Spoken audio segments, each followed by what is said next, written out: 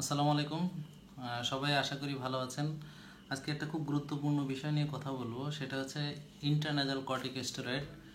এই ওষুধটা কিভাবে ব্যবহার করতে হয় এটা নিয়ে অনেকের ভুল ধারণা আছে। অনেকে কি করে যে নাকের ভিতর জোরে মেরে এরকম টান দেয়, হ্যাঁ, এভাবে টান দেয়।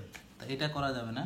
তো এটা হচ্ছে যেহেতু এখানে কর্টিকোস্টেরয়েড আছে, অনেক সময় এখানে মারতে মারতে কী হয় যে নাকের যে ওয়ালটা, ভিতরের ওয়ালটা থিন হয়ে যায়, এমনকি ছিদ্র হয়ে যেতে পারে যদি দীর্ঘদিন ব্যবহার করে। তো এই যে ওষুধটা আমরা দেখাচ্ছি, এটা হচ্ছে সিক্লোসনাইড।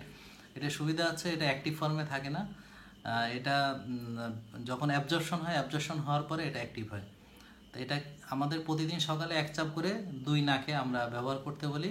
ঠিক এইভাবে, এই যে নাকটাকে একটু টেনে ধরে এইভাবে ধরলাম, আমি বাম নাকে দিচ্ছি, হ্যাঁ, ডান হাতে এভাবে ধরছি, আর বাম হাত দিয়ে নাকটা একটু টেনে ধরছি, এবং এই যে ভিতরের দিকে লেটারাল জল এখানে মারবে, ব্যাস।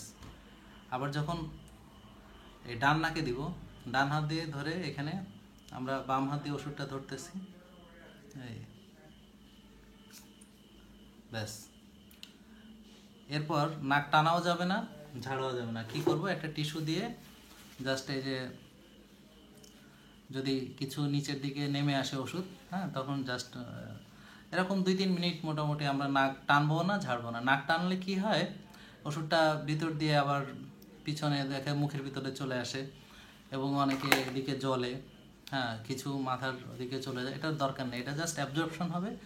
আমরা এই যে ভিতরের যে ওয়ালগুলোতে দিব 2 সাইডে, প্রতিদিন সকালে উঠে আমরা এটা দিব। তবে এটা দেওয়ার আগে অবশ্যই নাকটাকে আমাদের পরিষ্কার করে নিতে হবে। যদি বেশি ব্লকেজ থাকে তখন আমরা নেজাল ডিকনজেস্টেন্ট ব্যবহার করি, অথবা ইরিগেশন করি, অথবা নর্মাল স্যালাইন দিয়ে ওয়াশ করি। হ্যাঁ, এটা করে আমরা কি করব, এই ওষুধটা ব্যবহার করব। এবং অবশ্যই খেয়াল রাখবো যে ওষুধটা ব্যবহারের পূর্বে আমরা প্রাইমিং করে নিতে হবে। কীভাবে প্রাইমিং করব, যে বাজার থেকে কেনার পরে দেখবেন যে প্রথমে 1 চাপ দিলে ওষুধ বেরোচ্ছে না, দ্বিতীয় চাপ বেরোচ্ছে না, যতক্ষণ পর্যন্ত না বেরোবে এরকম আমরা একটু ঝাঁকিয়ে নিয়ে একটা চাপ দিব, ঝাঁকিয়ে নিয়ে একটা চাপ দিব।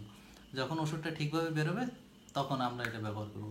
তো অনেক রুগী এরকম কী করে, ছিদ্র বড় করে নিয়ে আসে, যে প্রথমে কয়েক চাপ দিলে ওষুধ বেরোলে না। তা এটা করা যাবে না, হ্যাঁ। তা এই ওষুধটা একদম সেফ, কারণ এটা ব্যবহারের পরে যে অ্যাক্টিভ হয়, সো এটা তেমন লোকাল কোনো সাইড এফেক্ট নেই।